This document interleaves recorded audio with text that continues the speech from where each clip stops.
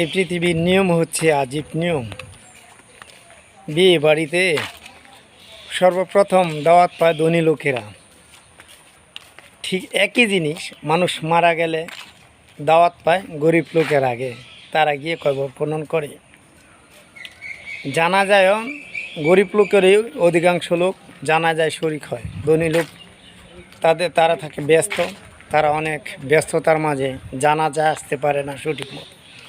কোনো মতো হক আদায় হয় সমাজের মানুষ নিয়ে, যারা মধ্যবিত্ত বা গরিব আছে তারাই কিন্তু জানাজায় শরিক হয়।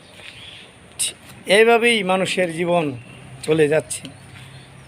সর্বশেষ যেই পরিণতি সেটা হচ্ছে গরিব ছাড়া ধনীরা কোনো মতেই পার হতে পারবে না, উদ্ধার হতে পারবে না। দেখা যাচ্ছে সব ক্ষেত্রেই গরিবদেরই সহযোগিতা লাগে। আসুন আমরা গরিবদেরকে অবহেলা না করি, তাদের সাথে আমরা মিলেমিশে চলার চেষ্টা করি ইনশাআল্লাহ।